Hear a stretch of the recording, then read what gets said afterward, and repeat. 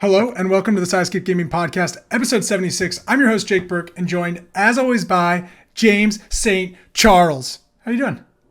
Good. Good. How are you? I'm stoked. I'm ready for this show. You ready? Yeah, Yes. you're looking good. Thank you. Yeah, I feel like I'm looking pretty good today. Oh, you're looking really good. Yeah, a little scruff, a little cyber. Yeah. And of course, joining us as always, our rotating third guest, the guy who has opinions that are sometimes good, Ted Libby. No, they're not. No, not usually. They're usually No. not great at all. Ted, are you ready for this show? No, I'm still thinking about the movie Dune. Oh, Dune was great. Okay. Yeah. So Don't spoil stuff. there, I can't. So the watch book- Dune the book because is it's 50 like years old. out there. Um, The No. book is. We're not going to Can spoil I Dune, just, Ted. can I just say that before seeing Dune, I thought the Middle Eastern woman wailing movie Oh. soundtrack, like the Mhm. we all know exactly Yep. what I'm talking Yes. about. Yep. The Black Hawk Uh-huh. Down. I thought we Yes. were done with that as a people. Yeah. I thought we had just moved But- on. Like But Dune did it pretty that well. this movie has sincere I love that. Middle Eastern sand music, and it's not Hey, bad, oh, and I you don't can't know say how to that. feel. I don't know how to describe this type of music Dude, because it's been used in bad war movies for the past 30 I don't know how to. years. Yeah. but the part yeah. of the end of the movie where he finally realizes what he's got to do a little bit. That's all I'm gonna say about it. And then it kind of zooms in on him and it just goes, "I'm gonna do like the and it's like this is Sabenya. fucking dope. Like let's go." I love that. I don't know why. Yeah. I thought we were done. I just thought we were done. We're not done. That Nope. style of Nope. music is still You there. know what? We're gonna keep going. We're gonna keep. I'm in. I'm See ready for it. Dune and see it on the biggest screen you can because that movie deserves to be seen very large and loud because it's fucking. Can also dope. be found at a library. It can. The movies, the book. novelization It's a of the book. film. Yep. They just wrote it early. It's like Star Wars. They Wow. wose the book after the movie. Yeah, but they did it It's for great. Dune. I They heard- did it first. Yeah. Yeah. Dune the book. But based enough on of the doubt movie. about Dune, Ted, because this is the 76th episode of the Sidescape Gaming Podcast, where every Monday morning a new episode goes live on YouTube, sometimes SoundCloud and Spotify. We are working on that. Once a week, we Discord over 500 miles to discuss a gaming-related topic and what we are playing. Today, we are going to be talking about the Guardians of the Galaxy video game, and we're going to talk about Inscryption again, because now Ted's played quite a bit of it. I've played an hour-ish to 2 hours, and James is the Inscryption king, so we'll all talk about Inscryption a I've little bit more. inscribed. He's inscribed. Now, before we get to any of that, though, we're going to talk about a little bit of the current events of the gaming industry. James, you have a third story you're going to bring up in a second. But I'm going to talk about Nintendo Switch production. It's going to be down about 20% due to chip shortages. According to a report from Nikkei, which is a Japanese news outlet, the issue comes from the shortage of semiconductors and other electronic parts, as well as a strong demand for the consoles such as the latest OLED version. Did you know that's what they call it? They call it the OLED and not the OLED. I'm calling it the OLED forever. OLED. The original Okay. plan was to produce about 30 million Nintendo Switch units this year. However, they will only produce about 24 million. So that's Shit. big. You know they had a. Yeah, I've been kind of snooping when the drops are happening. PS5 drops have been pretty common recently, which been trying, but still hard to get. Yeah. Yeah. The OLED drops are insane. So Best Buy has this membership that you could pay for. It's Yeah. $100 a year, and they had a Nintendo OLED drop, but only for those members. You That's have what to Amazon's pay doing. $100 more just to get your hands on. So Mhm. you pay $450. However, the scalper prices are matching that. So if you wanted to, you would just pay a scalper for the Yeah. OLED versus Yeah. buying it through a legitimate source, which that to me is dumb. Just terrible. Yeah. You and James, we talked about this briefly with Walmart doing their PS5 bundles of PS5 plus an Yep. extra controller for a $400 markup. Costco does it too. Yeah, and it's there's a problem when legitimate businesses are matching scalper prices, they're just raising it up to match scalper. Yeah, You and You know then there's a problem. Walmart is like Amazon on their store where they have anyone can sell. So you'll go and search for an OLED and it's $600, and it's Yeah. what? Oh, and it's a seller is selling it. Right. Yeah. And it's just It sucks. If you go to the Nintendo store in New York City, they have OLEDs. Could have bought one. I did not. yep. Okay, next news story. Ted, this one is for you. Maybe, I don't For know. me? It's for anybody. Diablo 4 and Overwatch 2 are delayed. Might be 2023 games. This is based on an Activision Blizzard investor presentation, where they said, "While we are still planning to deliver a substantial amount of content from Blizzard next year, we are now planning for a later launch for Overwatch 2 and Diablo 4 than originally envisioned. These are two of the most eagerly anticipated titles in the industry, and our teams have made great strides towards completion in recent quarters, but we believe giving these teams some extra time to complete production and continue growing their creative resources to support the titles after launch will ensure that these releases delight and engage their communities for many years to come in the future." Delayed, are you surprised? I mean, I think we knew Yeah. a delay was coming, but 2023 and Overwatch 2 was announced, what, 2019? Maybe before. Yeah. Who knows? I think I would also say it's probably a little bit of Blizzard's name is not good right now. Do you really want to release Yeah. your two big yeah. games? Yeah. Well, also, I mean, it would kind of help to release something for a game company instead of just Maybe. your content that you keep recycling. yeah. Well, they also have Diablo, the mobile game, which more and more people are getting excited about. So Still not out yet. it's still not out That's yet. still not out. No, and Ted's No. prediction was that it was going to be a hit success. There were, from what I understand, the plan was to release it in 2021. Probably not going to happen now. But if it is a success, you don't want to muddy that water by then immediately coming out with another grindy Diablo game. Yeah. And then Overwatch. Yeah, Who there's knows? there's a lot of problems. Yeah. Overwatch Who knows 2 is what also that is even going to be. it's the most messy sequel that makes no sense if it's the same game, a sequel. It's just weird. Watching when they did like the demo and watching the pros try and play it, they hated it Really. because it's 5v5, one tank, and one tank is useless. Isn't it the same game though? Isn't it No, Yeah. like an update or a Well, patch? James, that's how It's- Overwatch is now, is one tank. no, it isn't. It's two tank.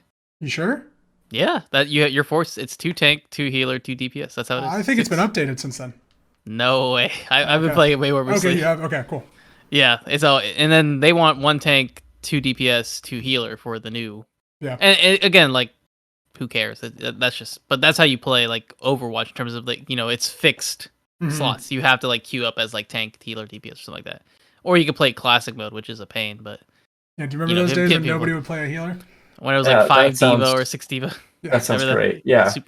Yeah, exactly. But watching the gameplay of it, they showed like the mode where you like get to like push like something to like another objective. It was not fun. I don't know. Ugh. It didn't look good. It they changed abilities and it just Yeah.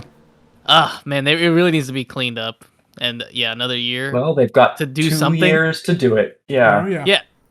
Yeah, 2 years. Like it looked done. It's like, so what are they doing? So, I think it's just save I'm face. guessing single player stuff, right? That's Mhm. why you Nobody would buy it. cares.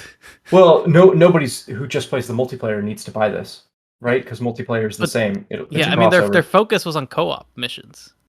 Yeah. Was to That was what this was gonna be. It was gonna be co-op missions. Mm-hmm. So Well, why are There are a lot of 4-player co-op games coming out next year. it? They have I mean, reason to push it back for that too. I mean, looking at it too, it's not much of an upgrade. It's basically the same game. Like it has the same assets almost. Like, Yeah, not it's- even that much it's- update. Yeah. It's, Yeah. How much work can they do in 4 or 5 years? Enough work to justify you and me buying it. Yeah, I mean Diablo 4, I can understand. Like Diablo 4, of course, Yeah. they're doing some like amazing stuff there. But I think Overwatch it's a 2? decision to not release Overwatch 2 while Blizzard is the worst name in Yeah. U.S. companies or close to it. man, can we imagine a renaming? What do you name it? You name it Meta. Please. Now, rename James, it. that was all that Blizzard was in the news for this week, right? That was it. No, Oh, they had a bunch of stuff. what was that? What was the main one? The main They canceled issue. BlizzCon. Did they really? Yeah, they did cancel BlizzCon. Oh, makes okay, sense. that's the main issue. Yeah, that also makes sense. No, but the about what, like 3 months ago, J. Allen Brack stepped down. He was like the head, The head of and then Blizzard, they had two people take over, Co-presidents. co-presidents, and they were Jen O'Neill and Mike Ybarra. Mhm. And now, like this past week, Yeah, Jen O'Neill has stepped down with less than 2 months in the position. and like immediately, it was an Yeah, effective and- immediately step down. Yeah, like she's like, I'm stepping down and I'm doing a good nonprofit like for Yeah. women kind of, and that's great. Like Women good in job gaming for is, I her. think, what her. Yeah. just But sounds now good. we're back to one male Did president. she say why? No, but I believe. I mean, people were hinting like it was just not a good environment. And of course, It yeah, it's like continues to not be and a then good environment. People were like, oh, again, like we're trying to like help, and no, it's still bad because you just inherited like a really bad environment. So you come in this position and you have all this problems, and then you have someone like breathing down your neck because of all these issues that you're dealing with. No one wants to be put in that position. Yeah. So like, why do you think that she would flourish in that position? Again, like it's just set up for failure. But now like she can go and do great things with this. There are a nonprofit. lot of issues with that company. We'll see what Yeah, happens. the co-president. Yeah, Yeah. we'll see what goes. We'll see what But happens I in feel 2023. they were saying like morale is really down, and then also there's a lot of job openings at Blizzard, so Yeah. you do want to go work there. Oh, yeah. If you need a job, work at Blizzard. I don't know. I feel like if I'm an expert game company, I'm poaching. Yeah. I'm like, hey, you guys want to work on a really good team that we're making the actual games? Go to Naughty do it. Dog, come on. No, it's the companies that have broken off from Blizzard. Yeah. Oh, That's the ones that need to like come in and be like, Yeah, hey, they really do. all right.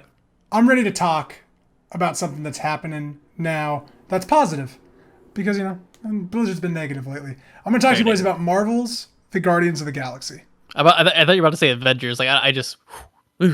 Oh, I did see Square Enix had their investor call, and they talked about the Avengers game and how it was a shockingly disappointing endeavor. Yeah. And they basically were like saying like we've realized as a company that it might not be smart to like combine games of service and games that maybe don't need it. Thank you. And I was like, oh, that's good. Thank you for realizing that. Yeah. Because Square Enix also published this game. And I'm excited to tell you guys about it. Marvel's Guardians of the Galaxy was developed by Eidos Montreal, published by Square Enix. Eidos Montreal developed all of the Deus Ex games. So that's who they're known for. It's playable on literally everything. Switch, Windows, not Mac, but it is on Switch with the cloud version. I played this on PS5. And it took me about 15 hours to beat. Oh, wow. So I would say roughly around there. Guardians of the Galaxy is a linear story game with 16, 17 chapters, where you play as Peter Quill, Star-Lord, and all of your Guardians are around you, and you're going through a story. And it is freaking awesome. It is probably the best version of a Guardians of the Galaxy game you could probably make, to be honest. I don't know how you would really make something. Not that this game is a 10 out of 10, but it is a great Guardians of the Galaxy game. It's the game takes place in a different universe than the cinematic universe and comics. It is its own universe where it sticks a lot more to the comics than what the MCU did. Peter Quill is not Ego's son, the planet. He is actually a son of the Spartax planet, which is from the comics. So they stick a lot more to comic book relations. And you're about 3 or 4 months into the Guardians being a team. Rocket and Groot don't like Drax and Gamora, and you're kind of trying to bring everybody together. You do that through dialogue options that pop up throughout the level. You'll press, for me, it was square, and it gives you two kind of things you can say as Quill. Now, what I will say about this game is that the writing is phenomenal. Ooh. It is awesome. And it is so surprising how much dialogue is in this game to a point where it could be a little annoying, but not. Yeah. But that's kind of the charm of the Guardians is sometimes they talk a lot. Especially Groot. Especially Groot. Oh God, Groot has a lot of great I am Groots. Oh yeah. There's so many great lines, and literally the entire time you are walking around a level, your characters are interacting with each other and talking. It is just almost nonstop. But it is 9 out of 10 dialogue all the time. It is funny. There's been so many standout moments of just these great things. At one point you come up to a fortress and Drax goes, "This fortress, it is impregnable." And Rocket goes, "Okay, well then how do we pregnate it?" It was it's lines like that are pretty good. But then you also have really bad combat lines like Gamora yelling, "It's nice to meet you." Ooh. And so you'll get awful. That's pretty bad. That's pretty bad. Combat puns. Yeah. Yeah. So the game is exploring these levels and doing pretty simplistic puzzle solving of jumping to point A to point B, or using your guns are elemental guns, and so you unlock different elements that they can shoot throughout the game. That's like a Star-Lord from the comics thing. He has these guns that are elemental guns. So you'll get ice and lightning and wind and fire, and you can do different puzzles and also use those abilities in combat. And then all of your guardians also have combat abilities that you can activate with a button press and then another button press. And they use every fucking button of this controller. Every button does something to a point where like it's like, okay, so if I click the stick, that's how I get my abilities. But if I click this, that's how I get their abilities. There's a lot of buttons happening all at once. Did it have the haptic kind of feedback thing? Or? It does, but I mean, it's not as good as I think when a game is designed specifically for PlayStation. Not like Returnal. Yeah, like Returnal, where I was feeling like every raindrop. This has like when you pull something, you're feeling like the resistance on it, but it's not like I'm getting like this great like dual sense vibration from it. So the controller I would not think is so necessary. The game is beautiful. I don't know if you guys have seen screenshots of this game, but it is gorgeous. I'm actually like really impressed. Except for Peter Quill's hair. Star-Lord's hair kind of sucks. He's got like one of like the side shaved and like the thing. But they do point it out that it's stupid. Like in the game, a lot of people talk about how ridiculous his hair is, which I appreciate. But yeah, the story is very good. It is a great Guardians of the Galaxy story. It is very typical. They get into trouble, they go to prison, they break out, they do a lot of stuff, and it's kind of what they do. Then there's the combat, which I actually think is pretty good. It's third-person action combat shooting. It's a lot like Final Fantasy VII Remake. Oh, really? But not like where that was like the best combat you've ever played in the game. It's like a step down from that, but a lot of inspiration through that. Yeah. And you are only playing as Peter Quill. Yeah, right? so you're only playing as Peter Quill. You never switch characters, but but you are calling out abilities that all your guardians can do, and you get they recharge enough for like you're doing it many times throughout combat of having Gamora do some cool sword move or Groot grab somebody with his roots. So it's like FF15, right? Yeah, FF15 you can only play as your. That's a great. It is Final Fantasy 15 combat. Yeah. Okay. And you have your guns, and then you have abilities as well. You have your jet boots. But what I think is really kind of special about this game, from my perspective, for someone that, I guess full disclosure, I'm a huge Guardians of the Galaxy person. Like, the movie is kind of made for me because it's 80s music, sci-fi, space, comedy. It's like all my shit that I love. And so this game nails kind of that aesthetic, like I was saying, and just like even to the littlest of details. Great music. I'll talk a little bit more about the music though, because there's some weird licensing stuff. Yeah. But even the soundtrack itself, like the score, is really good. Like it gave us a really good Guardians theme that isn't from the movie, so I really like that.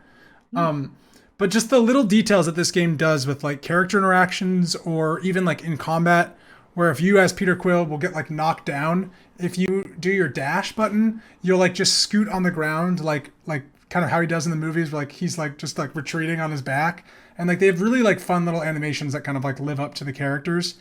And then every character kind of has their moment, which I think is really cool. It definitely strikes that balance of what Guardians is. It's like a big team thing. The music is, and I'm going to talk about the worst parts of the game in a little bit, because there are some not great parts. The music is really good. They have a great like 80s soundtrack like Guardians. They don't utilize it as much as you would hope. And I'll dive into that in a second.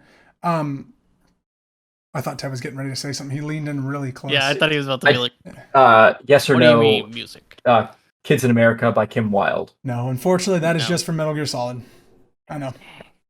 They do have some nice Motley Crue jams. Okay. They've got the Final Countdown. They've got Rick Astley's Never Gonna Give You Up. They've got Tainted Love. They've got some good jams in there. Yeah. So there is a combat ability where you, as Peter Quill, will use your tape player, and it's called Huddle Up. And what you do is you hit both of the buttons on the trigger, like the top buttons on the controller, and you gather all the Guardians around, okay? And it's you in first person, and you're looking at Rocket, Gamora, Drax, and Groot. And then they say something like, "Man, we're really tearing up shop on these guys." And then another one's like, "Yeah, and I hope they like the taste of our guns or whatever." And then you as the player have two options. It's really terrible. You as the player have two options, and you have to kind of match what they say. And you're giving them a pep talk. So they'll say these things about like, "Wow, I hope these men taste our steel," or whatever. And then you'll be like, "Yeah, Drax, I like your confidence, but remember, don't be overconfident, because that could be our downfall." And then all of them look at you and they go, ah, and then they run back out there, and then you play a song. And it can be Tainted Love. It can be Since You've Been Gone by Rainbow. It can be anything, right? It can be that. And then the music plays while you're fighting. And while you are fighting and the music is playing, it is awesome. You're jamming out to, Rick Astley's Never Gonna Give You Up, and you're like shooting everybody, and it's fun. But to get there, it's the most irritating fucking thing. That sounds like an idea that sounded really good, like on paper in a boardroom, and then the pieces come together, and you're like, this is pretty cringy. Ooh, and I don't know why I can't just hit the buttons and then just play the song, because that would be good. Even if you say the wrong thing and they go, geez, Quill, you're an idiot, or whatever they say, you still get the super, and everyone's powers are still up, and the music still plays. So it doesn't matter what you say. I have a lot of thoughts on this because you do it all the time. And it leads to the best part of the game, which is the music while fighting. But you got to go through this little thing. Now, the other thing that sucks is if your combat ends, you lose the ability and the song just stops. So if you use it kind of towards the end of a fight, and it plays the first part of Final Countdown and then just stops. And then if you do it again, it'll maybe play another song for the first 30 seconds, and it'll stop if you finish the combat scenario. So it is a very much half-baked idea that is in this game. Damn. Which really sucks. But there was no better moment than I was in the final parts of a mission, and you have to shut down this reactor. And I started playing the song, and it just was do do do do do do do do, and you're and the whole song of Final Countdown played while I fought off these guys, and I was like, this is pretty awesome. That's awesome. So it has kind of those unfortunately shitty parts that lead to something great, and there are a few moments like that throughout the story or stuff like that. But what I mean, kind of to say before we maybe ask some questions and talk about it, but it is a really great game, and if you're looking for a solid story that is fun and quippy, and I really recommend it. I would say it is one of my personal favorite games I've played this year because it's first off right up my alley, but also a great game. So, Ted, what do you got for me? You look like you have a face that wants to talk. So I've been told that this game is almost a throwback to the 360 era of a linear story. You're in and you're out. Does this game have replay value, or are you going to go back to this? I think I'll go back to it just to have fun again, because like I said, the dialogue is really great. Yeah. There are genuinely hilarious moments to this game where Maddie would hear me laughing in the family room because I'm oh my God, that's hilarious. So I think I will play it for moments, but I'm not diving in right away. I think it's something I'll go back to. Right. But it is just a beginning, middle and end. Yeah. And there are some different choices like Mass Effect that you can make that will all then basically lead to the end. Well, yeah, because when you and we watched this trailer for E3, I think, Yeah. and one of the things that at least I remember is characters have talent trees, and you and I were thinking that the dialogue of this game would decide who comes with you on a mission, and so you had to really worry about dialogue. Does that matter? Does it really matter? So there are moments where you will talk to someone. So for instance, there are moments in the story where Drax will want to throw Rocket across a chasm because he is small and you could throw him. And Rocket doesn't want to be thrown. So you get to choose, Drax, throw him. Or Drax, don't do that to Rocket. And it will say, Rocket will remember that. Or Rocket, thanks you for not being thrown. And there are apparent moments, apparently, in the story where stuff will diverge depending on if you helped or not. And I know that because I got trophies of you got these people to help you in this fight or something like that. So there are moments that lead to other things, but it's nowhere near Mass Effect where you are earning relationship points or almost anything close to that. And it's not a tactics game where it's so-and-so has to sit out this mission and you're shit, I have to now work with different pieces to this puzzle. Most missions involve all 5 Guardians. Yeah. There are a few that don't, and I'm guessing the few that don't are story related. It's all story related, yeah. As opposed to your choices, yeah. Yeah, I don't think you ever get to choose for to have someone fight with you or not. It's always just what is given to you. Yeah. There are a few choices here and there, so. Yeah. Okay. Yeah. But yeah, that's kind of. James, any questions? Yeah, I did have a couple. I remember we were watching the trailers and it just didn't look too I don't know, too engaging. They probably use their worst jokes, worst material. Does that hold true in terms of there's just moments where it's just man, this isn't really good, but I know if I get through this it's going to be better? I think those moments are few and far between. I think Okay, there that's are good. a few segments, I would say like maybe 2 or 3 that last too long. Mhm. And I'm like, okay, I'm ready to do something else yet. But once I kind of hit that feeling, it kind of ended. So it was like, there are some segments like, I am done with this section. Like, let's wrap it up. And it maybe goes for another 5 minutes. You're like, okay, cool. But like, I don't think there's enough where it was like, oh my God, I got to do this. Like, I never really, there was one part of the game. linearity, yeah. Yeah. Because linearity, it's moving you along the story pretty fun and pretty, like, at a pretty good pace. And there are like some fun side activities to go do. You get to go to Nowhere, which is like the big head planet. And you like get to walk around like that, like kind of area, and you can go to like a museum that the collector has, and he has a bunch of like Marvel artifacts, and yeah. so that's pretty cool. fun. And like there are a lot of great Easter eggs in this game, and they really utilize like the cosmic cast of Marvel pretty well. Cosmo, the space dog, is in the game like heavily. Nice. Do you know who Cosmo is, Ted? Yep. Oh, he's a great character. I figured Dog with a psychic helmet on. powers. Helmet. Yep, yeah, Yeah. psychic powers. Yep. So it has a great cast. It's got great supporting characters, and I think all of the Guardians are fantastic. Rocket is great. It is a little weird to not hear Bradley Cooper, but you get over it pretty quickly. Yeah. Yeah, how is the like alternative cast, I guess? Because Yeah. I'm very used to like Drax being Dave Batista. Bautista. Drax is the best part of this game Okay. by a mile. He is awesome. bet. He's way better than Drax in the movies. Okay. Wow. Like, you know how Drax in the movies was like super annoying in the second one because all I did was like laugh? Yeah. They Yeah. like don't have that. Drax is like still like very literal and like learning Okay, good. stuff. The whole game is basically about like accepting death, and all of these characters have lost people, and it's about them accepting that they can't bring them back and that they're a family now, and it's like really well written and heartfelt. Oh. Yeah, it's great. The characters are great. Peter Quill, I would say, is like, not that he's my least favorite of the 5, but like he's the least interesting, and he has like the least funny lines. Like Chris Pratt, I think, brings like a charisma to that character that not a lot of people would. Yeah. And it shows through this guy's performance. Not that he's bad. I just don't think the character is as engaging as normal. Yeah. But everyone else is great, and Gamora is really good in this game. I like this Gamora way better than Zoe Saldana's. Who did Groot lose? Well, he lost his whole planet.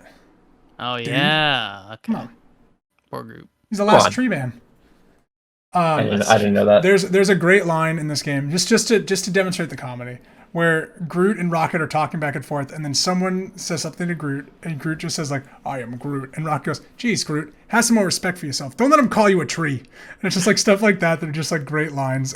I'm really excited for other people to like try this out because it's really fun. I really recommend it. If it's on sale, I think it's great. I mean, I would pay for it full price as well, but yeah. Yeah, it $6. hearing that it's just like a one and done, it's like weirdly refreshing. Yeah. But my brain nowadays is like, well, if I can't play it for 1,000 hours, is it really worth it? Which is something I just need to get over. No. I think that's, yeah. Well, and the thing that I think is really cool about this game is there really isn't like an open world segment at all either. Like, I think we get it, like, even Uncharted or Last of Us have these portions where, like, okay, now go, like, find the 6 things. And, like, this game never does that. And I really like that it was just a story.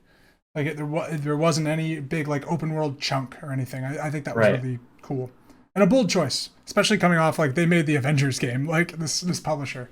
So... Yeah, that is. How is it that was Square Enix making 2 different Marvel games at the same time? Mm-hmm. One was a service game and one was this. That's crazy. There's not any microtransactions in this game. It is just 100% you find outfits around the world and that's it. Yeah. But it's great. I really can't recommend it enough. I really liked Guardians of the Galaxy. It was a fun game. Cool. Some good times. My last question that I was thinking about is like, you are the main character and you have friends and you activate their powers. Is it difficult? Is it hard? Is it in the same way like a tactical game where it's like Groot needs to be, immobilizing the right people so that I can get around and shoot him? Are you like strategizing in any way, or is it just like, I don't know, use your powers, have some fun? It's more the have some fun, but you definitely like get into a flow of like what you do and when you activate stuff. Yeah. But the combat's pretty easy. I don't think I died more than 3 times in the combat. Okay. Like, yeah. And very rarely was I like struggling to Well, I'm sure you unlocked like a extra hard mode or something, a new game Yes. plus. Yeah, Yeah. you unlock a new game plus that gets harder. So I'll Yeah. probably dive into that because I like the outfits. There's some fun costumes and they had some good stuff. So yeah, it is a great game. I think the combat is fun enough to not be boring while you're doing it, Yeah. but it's not gonna like revolutionize how combat systems are by any means. Right. The Final Fantasy 15 comparison was a really good one. Good job, James. And knew there was a what? reason. Hour count was 15 hours. About 15 hours, I would say. Yeah. Okay. That's decent. Yeah, and it does some really fun things with like how like Arkham Asylum kind of did some fun stuff with like pointing out that you're in a video game, and like Guardians of the Galaxy does that every so Fourth-walled often. it? Yeah, it's there's got like- to. That's Guardians of the Galaxy. Yeah, there's some fourth Wally stuff which was pretty clever.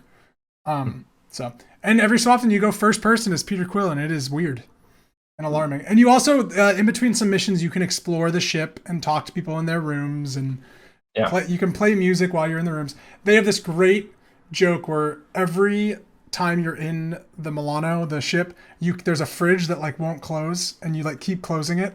And on like one of the last times before like the big mission, you close it, and all the Guardians are in the room, and they all go, "Oh, whoa! You also close the fridge? I close the fridge all the time." And they're like, and he's like, "Wait, you've been closing the fridge this whole time? I thought I was the only one that did." And they all five like, it's really like there's just some great jokes like that. It's fun. I really recommend it. There's a whole mission where Drax like sings this war chant, and Groot sings with him, but all he's singing is "I am Groot." It's very cute. So I recommend it. That's my thoughts on Guardians of the Galaxy. Nice. Okay. Now, Ted, I know you got thoughts. So much so that you texted me multiple times about how you needed to talk about this game on the show. Oh, you haven't even seen the half of it. I've been texting James like nonstop. Yeah. All right, Ted, take it away. This is Last also like week- our Before We Go segment. This is Ted's Before We Go segment. Yeah. Yeah. Last week, James spoke about a game called Inscryption, Mm-hmm. which I had never heard of. I discovered it literally on that podcast. When I talk about watching the trailer, I was literally watching the trailer right then and there. I had no idea what I was doing. But after the podcast, I had a couple moments of free time. I was like, whatever, I'll give it a shot. I like hard games, you know. Oh my god. We have to be careful how to talk about this game because, like, even in the 2 hours, I have like spoiler heavy stuff. Yeah, so 100%. And like, I don't even want to talk about my hour count, but I've been playing this game pretty much nonstop for the past week. Have you beaten it? Okay. It takes like 17 to 18 hours. It's complicated. It's complicated answer. Okay. Yeah.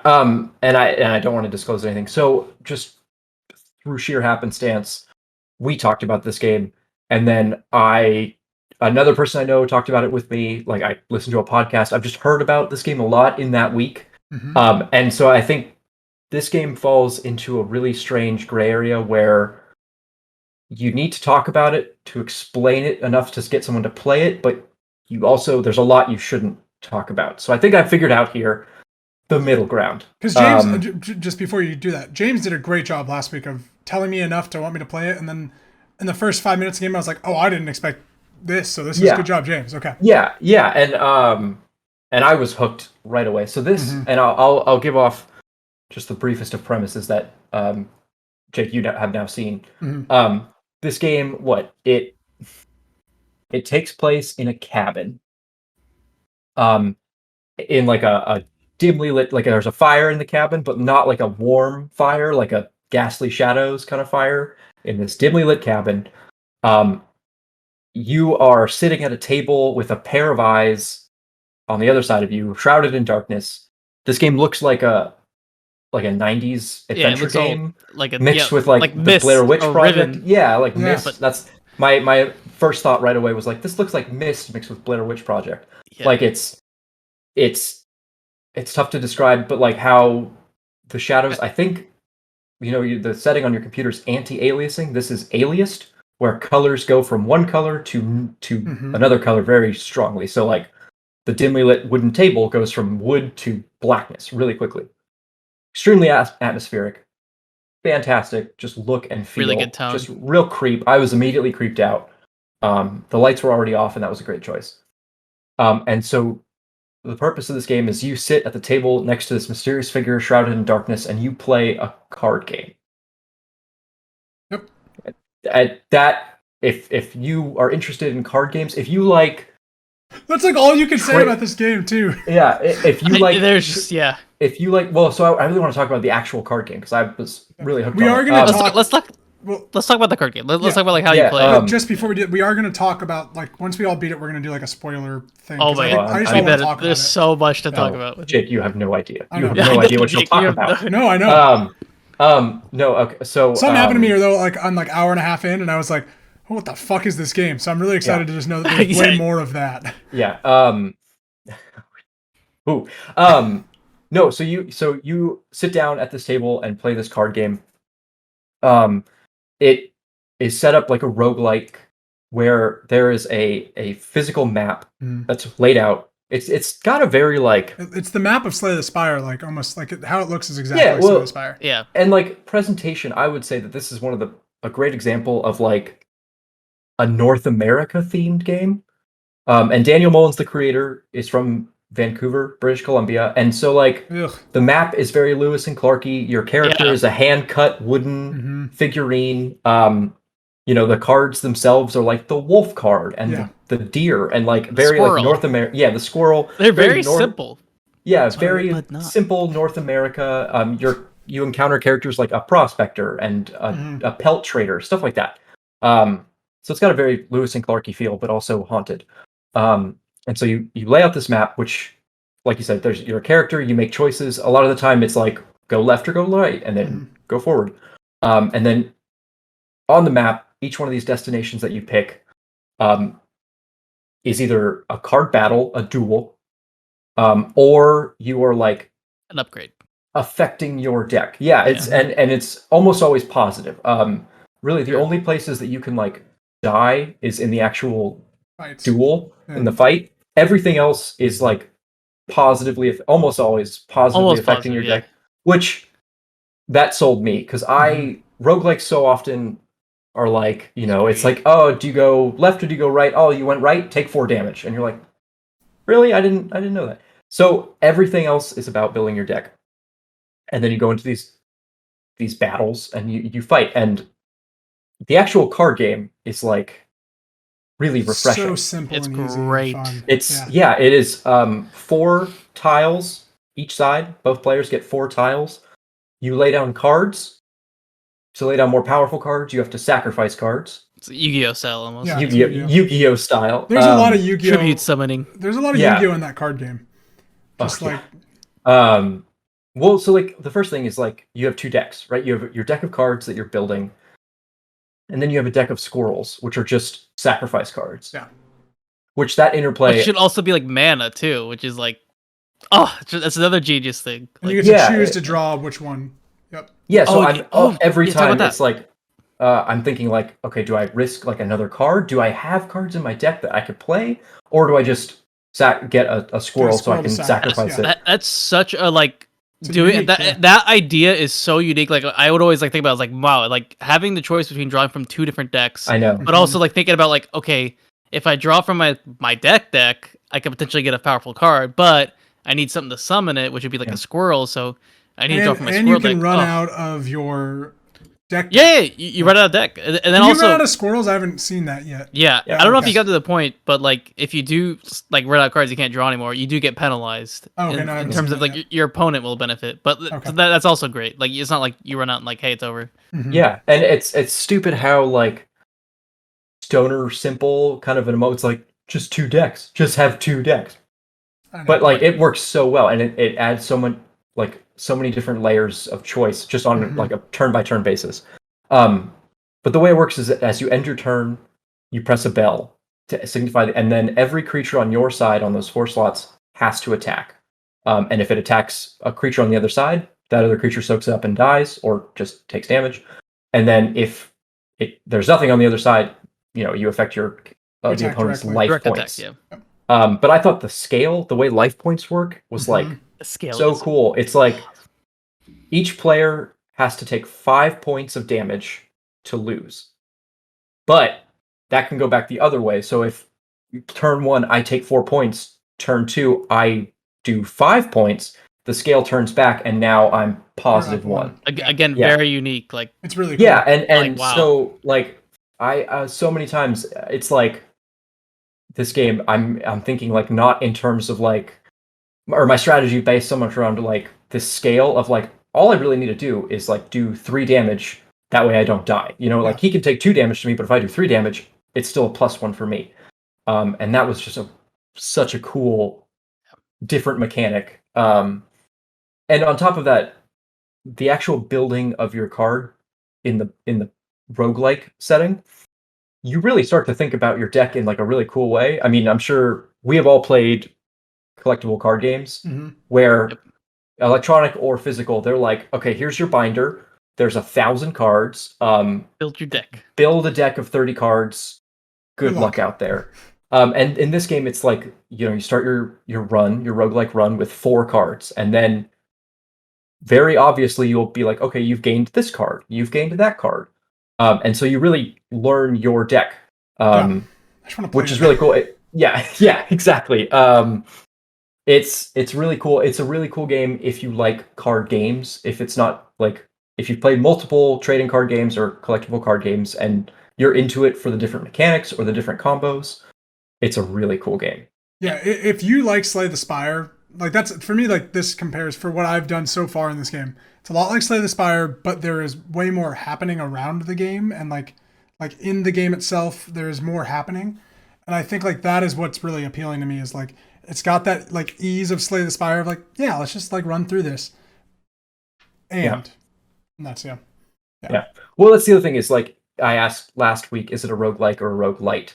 And I feel like this game needs a third category of like, it's like a non-roguelite. Like, I've been trying to think about how to phrase this. I actually don't think this game is a roguelike. I think it's like a purposeful, almost it's linear card game. It's almost linear. It gives you the illusion of roguelikeness, but it's not. Yeah, it's like where Hades, at the end of the day, you were doing runs, but you were ultimately just there to make relationships and talk to people. This, you are doing runs to progress other elements of a story going on, and the game knows that. And so, like, if you have any hesitations about roguelikes because you don't like beating your head against a wall, you know what I mean? Like, I hate roguelikes because it is just like, some dice are going to get rolled, and I'm going to win or lose a lot based on random chance, and I hate that. This game will allow you to progress further and further and farther and farther, both in the roguelike. Your time. Jake, if I were to give you any advice to play this game other than to stick with it, is whenever the game gives you a hint about something, just do it. Yeah. I've kind of taken that advice, Yeah. But this game it's so cool. Like I said, Daniel Mullins is the creator. He did a fantastic job just creating a really cool card game. Just a really awesome card game that is refreshing, that I didn't know that I needed, and now I can't stop thinking about. It's great. It's fantastic. I can't wait to play more, because literally all I've done is played I've just played today. Like, this is the first day I've started playing, because I wanted to play like a little bit before we talked to someone about it. Do you have a favorite card? Oh, the wolf! Come on. The wolf is really good. Yeah, that's what I do every time I pick up the wolf. I can't wait till we could talk about more about like what you can do with the cards. But I'm excited to get there. It's a journey, and again, this game, it just does things that like I could not believe. Like it definitely, I was like, when I said it as a magnum opus, it is like truly just a great game that does so many things that like I can't believe like someone could do this in a game. When we finish this podcast, I want to talk to you guys about what I've experienced. Yeah. Okay. Dude, do you have a like? Can I mention one more thing? Like, please. Moving away from Inscryption, like this is like our wrap up. Oh yeah, before we go, James. Ted and I last week, I don't know if we talked about it on the podcast, but we were talking about like, I think we're talking about a subject that maybe we shouldn't talk about the podcast, but anyways, like it got me like the idea of like talking about Game Boy Advance games for some reason. Like I just had this urge to like go back to my Game Boy Advance games, and like Kirby Nightmare Dreamland was one of my favorites, and then I was talking with Ted, I was like, man, I haven't played some in like the top 25 lists, and we were talking about it. Like I was playing Wario Land 4, which is an excellent game. Like it like just turns Mario on its head and makes like a different, puzzle solving, but also like time completion and level. Anyways, I played Mario and Luigi: A Superstar Saga. Have you ever played that? I have played the first one. That I believe is on record as being some of my favorite video game music. That game as an adult is insane. It's It is so good. so witty, and like It's it so literally good. shits on Luigi the whole time. And as a kid, like I just like okay, it's just like a Mario game, cool. I'll just play it. It plays like Yeah. Paper Mario. But no, they're like green mustache. Oh, green guy. Like they just like do you want to come? Like it's just the game is built around shitting on Luigi. That's It's awesome. such a good game. It's hilarious, and everyone's just like, there's just like good off like hand jokes everywhere. Yeah, well, the idea is I like you are Mario, so Yeah. the game doesn't ever need to speak to you. You know what I mean? Like if they're talking to you, it's like, oh, the princess is gone. But then when they talk to Luigi, they're like, They oh, don't hey. say Luigi anytime. They Yeah. just say like, They're just like, oh, and your friend can come too, I guess. yes, that's what just like, Nintendo hey, does in does your general friend with want to come? Luigi. That's so funny. Yeah, it is. It is hilarious, and I don't know. I just had It's this very urge good. to like play Game Boy Advance, like old Yu-Gi-Oh, like because of Inscryption. Uh-huh. I won't talk about like too much, but I wanted to play Yu-Gi-Oh! Forbidden Soul for the Game Boy Advance, and Oh, yeah. that game has an element that is present in Inscryption Huh. that I went to return to like verify, and it's great. And like, Inscription did this thing that I didn't even know I needed, but like, it's going back to those older, especially Yu-Gi-Oh. A lot of the time, Yu-Gi-Oh! Yeah, Advanced games or older games where they're like, you're just playing Yu-Gi-Oh, but in this like confined setting where it's like you Mhm. beat the level 1 guy and then you get his deck and you unlock the zombie cards. And Inscription is doing a lot of that too. And it's just That's what I went rubbing back that to. weird like digital single player trading card game itch that I didn't know I had. It's awesome. yeah. It's self-contained. That's what is the greatest thing. It's a self-contained experience that's personal. Hey James, how are you playing Game Boy Advance games? Do I want to talk? Can you admit to me on he's air how playing you on his Game Boy Advance. I'm playing it on my on Game his- Boy Advance. on his legally bought Game Boy Advance? Yeah, I own Sure, the games yeah, that I have Game yeah. Boy Advance. Yeah. Uh-huh. I own all the games I play. That's all. Sure you do. Yeah, everybody Yeah. does. Everybody does. I've always owned them. Okay. Just like the Spyro games. Man, those are great. They're not. Yeah. They're not. Oh, they're but awful. you own those too, of course. Yeah, all the Spyros. Yeah. Every single one, all 15 of Yep, them. I own it. All right, before we end the show, Ted, I just want to remind you that there is a Yu-Gi-Oh character named Mako Tsunami, and you can get I his love Mako. C-Dex. He's fantastic, I know. And Weevil Yeah. Underwood. He's God. no Bandit Keith. Rex. What was Rex's last Rex name? Raptor. Rex Raptor, that's Rex- right. Oh, fuck. Yeah. My Valentine. Yeah. Inscription is a better game than Yu-Gi-Oh is Oh as, my- as a concept. You just reminded me of, like a certain. We're gonna talk about like Inscription, but there's this Okay. part that like gave me like those kind of vibes. We'll talk about it later, but Cool. definitely next time. Next time, if I can beat it by then, Yeah. we'll do it. We'll do a spoiler. We should try and do a spoiler You will. cast. We will. Yes. For sure. It was definitely a game it's hard to talk. I don't even know what I'm allowed to talk about with Inscription because I'm not that far into it. I know. That's the thing. I think just the premise, if Yeah. what was described to you here, if that came into your ears and you were like, okay, I like card games and this sounds kind of fun, Play it. just go play it and It's and also stick with it. $17. Yeah, It's and very if cheap. You're like us, James will buy it for you. True. If you want it, just ask me. I will say I did buy it for somebody else. It's like a pay it forward. That's cool. I was so into it. I was like, you need to check this out. Yeah.